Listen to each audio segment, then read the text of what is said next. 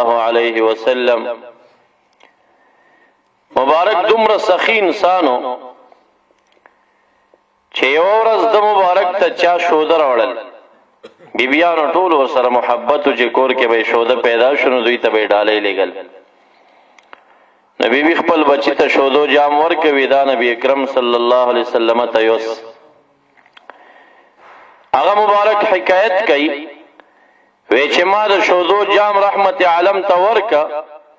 نو پخوا کې ورسره سونه پرتا نو د الله سي په دې سونه کې خخ کا او یو موټه سونه یې زما په جولای کې راواچول یو موټه سونه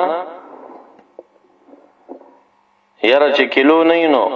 3 پاو خو خېږي سونه ډېر وزن لري ستا په حساب باندې 70 लाख 75 लाख 80 लाख روپۍ جوړي اگر اوړي د شودو جام د محمد مصطفی صلی الله علیه وسلم یو موټه سونه په بدل کې ورکي ورته د سخات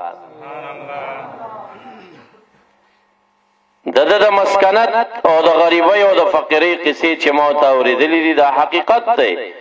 خدا سينه و چې ګینه د پیسې نه راتلې ډېر لوی دنیا ورته روانه و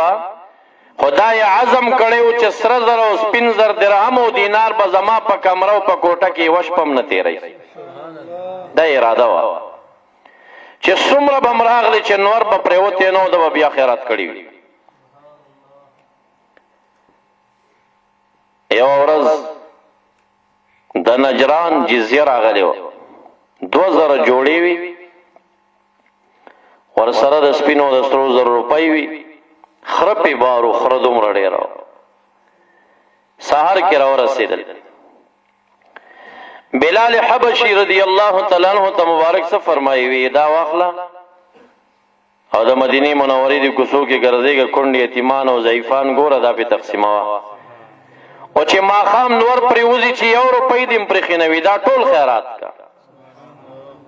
اگا شروع شد 2000 جوڑی خوی ټولی تقسیم کړي دا روپیم زیات تقسیم کړي په یو خربانی دا 2 وری وی کنه دا یو وریم تقسیم کړي په دې یو وری چې کما درهم بارو نو دا ورنه لګ پاتې شوی ما خام اورسیدا مبارک د سحر نه ما خام پوری کور ته نزي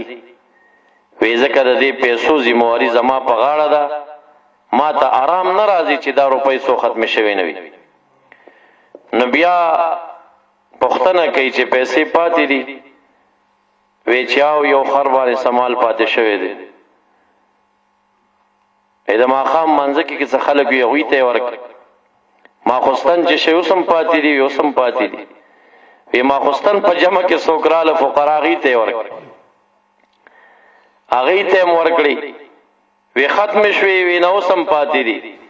رحمت للعالمین د اعتکاف نه بغیر په مسجد کې شپه نه کړي عادت دا کور ته بتا په زندګۍ کې وش په مسجد کې بغیر د اعتکاف کړي داغه دغه شپه وا به ما ته په کور کې خوب ناراضي چې زما پر قبر او پي پاتې وي بس ما ته مسجد کې ځای تیار کړ په جمعات کې آرام وکړ ودش سبای چوش نور روخه ته بلال صاحب ته وسوزه بیا دې منتظر دې مازیګر غرازي وی چې هغه مال ختم شو یا اوس مې وزړه ته آرام ورسېدا دا غي نه بعد دې مبارک به کور ته لاړ دا سخاله چې سرعت لل پاغه ورځ باندې به ختمول تاسو ته واځ نه وایم مونږ او تاسو الحمدلله خپل انداز سره سخاله رو د چا لګه د چا ډیرا خدا سخاګانی د محمد مصطفی سخات نرسي ګوري هغه بل شان دریاوي زړو